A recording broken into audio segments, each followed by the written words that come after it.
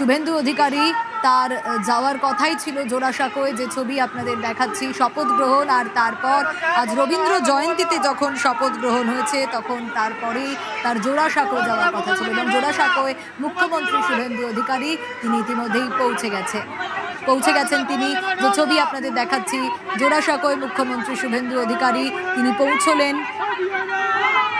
রৌনক রয়েছে আমার সঙ্গে, এখনকার ছবিটা জানতে চাইবো। রৌনক, ঠিক যেমনটা কথা ছিল শপথ গ্রহণ আর তারপর রবীন্দ্র জয়ন্তীতে জোড়াসাঁকোয় যাবেন মুখ্যমন্ত্রী, তাই হলো? একেবারেই শপথ গ্রহণ শেষ করে ইতিমধ্যে জোড়াসাঁকো শুভেন্দু অধিকারীকে ছবিটি সরাসরি দেখতে পাচ্ছ। ইতিমধ্যে কবিগুরু রবীন্দ্রনাথ ঠাকুরের যে মূর্তি রয়েছে সেই মূর্তিতে মুখ্যমন্ত্রী শুভেন্দু অধিকারী মাল্যদান করছেন।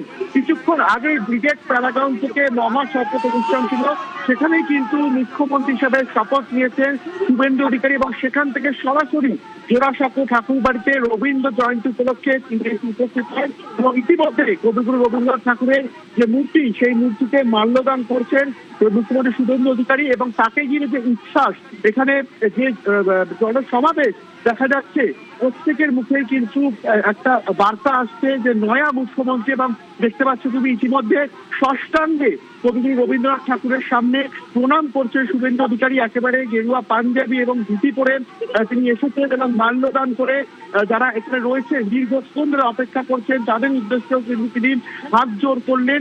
এবং কিছুক্ষণ আগেই একেবারে শপথ গ্রহণ অনুষ্ঠান শেষ করেই সরাসরি জোড়াসাঁকো ঠাকুর বাড়িতে এসে পৌঁছলেন মুখ্যমন্ত্রী শুভেন্দু অধিকারী। একেবারে সেই ছবিটাই আমরা দেখছি রৌনক, এবং ঠিক যেমনটা কথা ছিল কিছুক্ষণ আগেও বলছিলাম যে মুখ্যমন্ত্রী শপথ গ্রহণ করবেন এবং আজ রবীন্দ্র জয়ন্তী, জোড়াসাঁকো মানেই সকাল থেকে আমরা দেখছি যে বিভিন্ন অনুষ্ঠান সেখানে হচ্ছে। এরপর তার কি কর্মসূচি রয়েছে, এখানে তিনি কতক্ষণ থাকবেন, কি জানা যাচ্ছে রৌনক?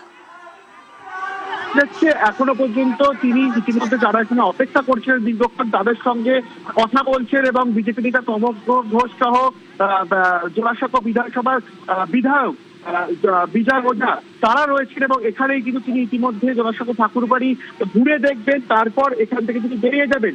ইতিমধ্যে কবিগুরু রবীন্দ্রনাথ ঠাকুরের মালাতে মাল্যদান করে দেখতে পাচ্ছেন সকলের ধন্যবাদ।